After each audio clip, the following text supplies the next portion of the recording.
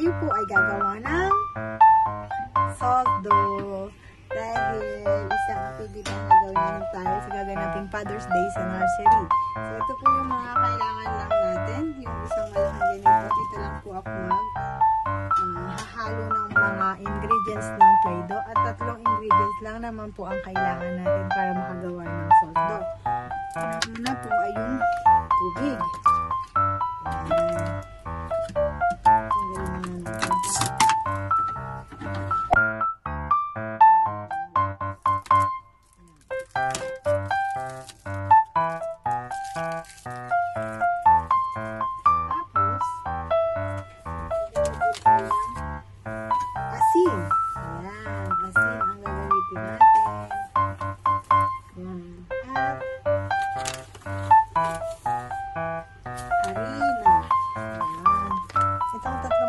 Lang na to ang kailangan natin para makagawa tayo ng salt dough. So, ngayon, paano natin gagawin ng salt dough sa pamamagitan ng 3 ingredients na to? Ang ginagawa ko po kasing measurement is 1:1. For example po, isang cup ng harina, isang cup din po ng asin. Tapos, depende po dito sa tubig na ilalagay nyo kung gaano kadaming tubig. Depende po dun sa texture. So, tatansyahin nyo lang. So, tara na. Gawa na tayo. Siyempre, sama natin ito.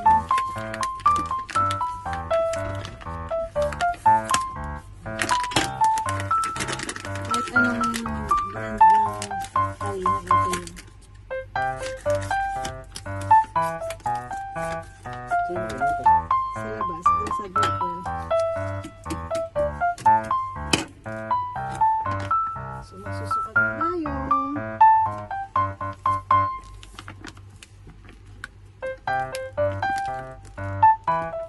Kasama natin kung dito yung tubig.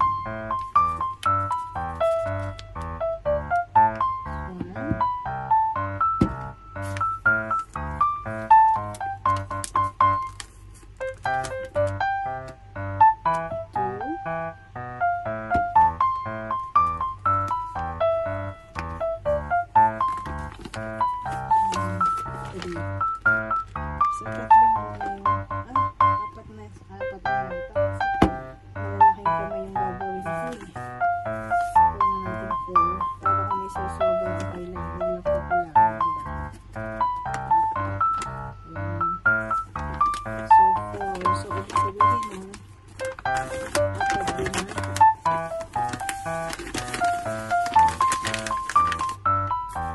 Asin. Tasan ng asin.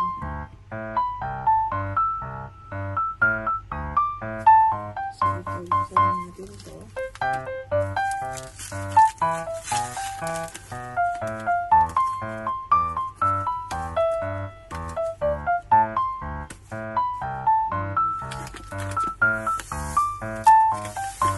Oops, 1.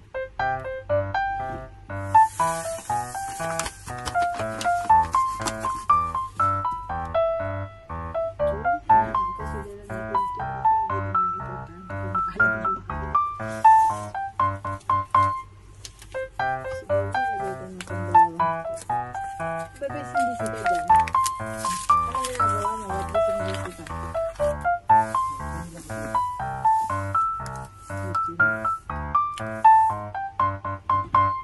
Three. Baka ibebe natin ganyan.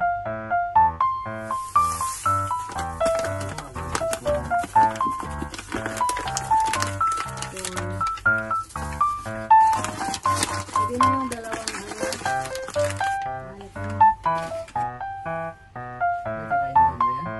hindi. So ngayon, kailangan bago natin lagyan ng tubig,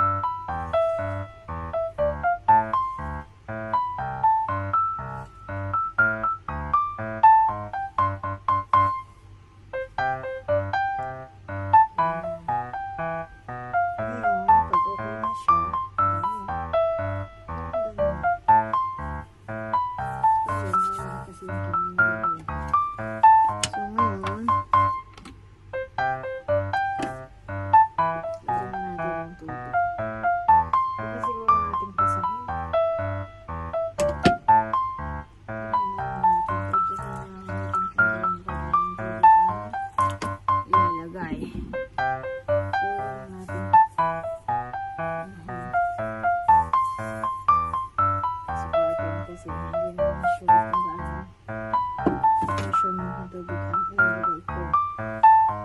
So, hahaluin mo lang siya naman.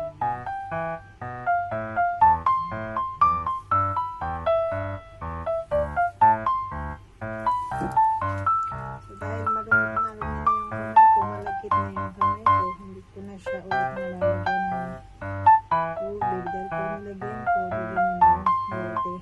Kailangan ko ng assistant. Nelson, buksan mo nga ng tubig to.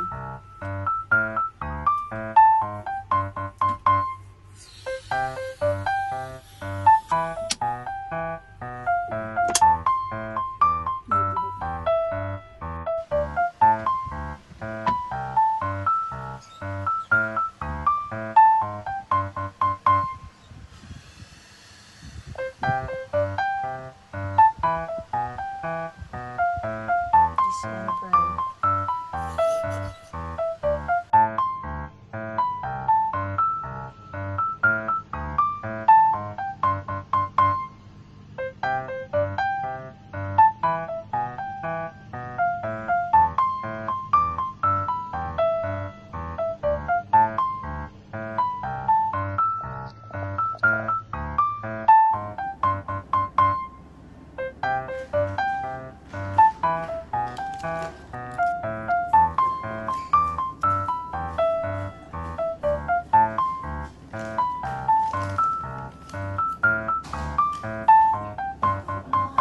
Date that she's not coming, but I don't know if she changed her mind because her cousin died in the airplane. She was going to Kuwait. Yeah, not that flight.